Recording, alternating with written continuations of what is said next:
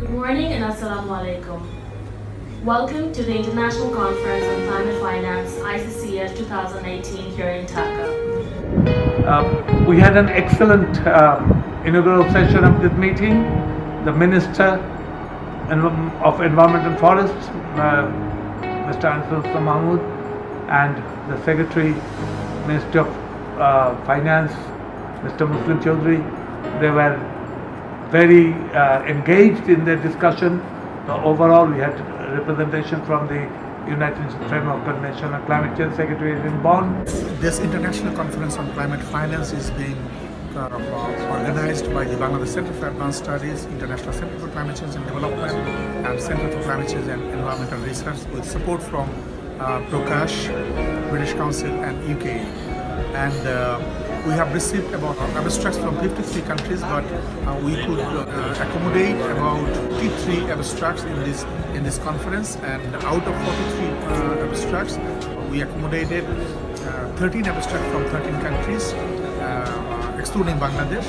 But including Bangladesh, we have almost 43 abstracts to present in today and tomorrow. Plans and Bangladesh has been a leader in terms of addressing climate change adaptation, so we're here to follow the latest in terms of dealing with climate finance issues, to see what we can learn and how we can help other countries and advise them on how to best handle access to the major funding opportunities that exist for climate change. So I hope that this conference we will share a lot of experience from different countries, but also get deeper into the issues of how to improve transparency in handling climate finance.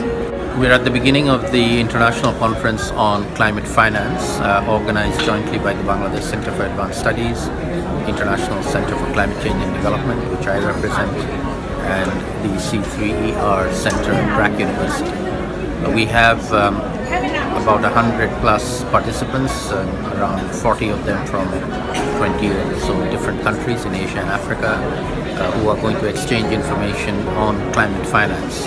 On the one hand, how to access climate finance from the global level, and then on the other hand, how to utilize climate finance most effectively, particularly for vulnerable countries, for adaptation to climate change. We're looking forward to 2 good days of discussions and some outcomes in terms of how we can help each other, South-South and South-North, to access and use climate finance to help the most vulnerable communities in the most vulnerable countries. I'm from Liberia. I work for the Conscious Environmental Youth Alliance. We are into mainstreaming the environment, working to projects that support the Sustainable Development Goals. What we have done in this conference, that we have actually identified various key areas where Bangladesh and other development countries. My name is Sholu Akintunde. I live, study and work in Canada, and I am originally from Nigeria.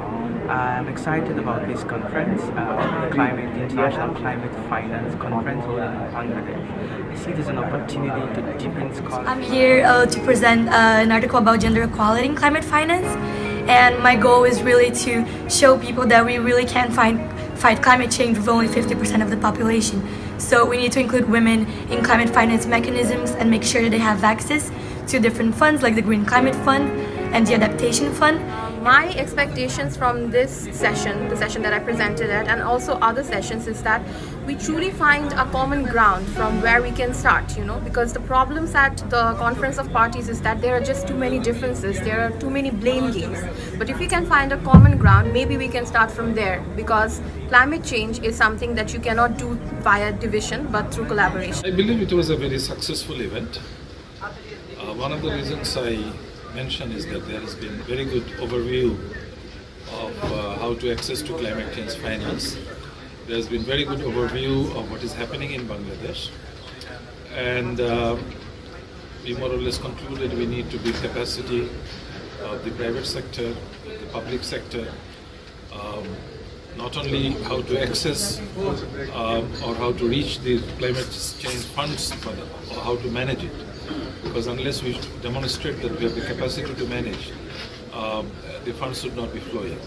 And finally, in the session, the finance minister, his observations were very proactive, when we said that we suggested what can be done immediately, like push for special fund on loss and damage. He immediately agreed. When he said we need to push for trust fund and resilience fund and strengthen them, he agreed. And we proposed that fiduciary management in the country should be reviewed. So there was support from all across.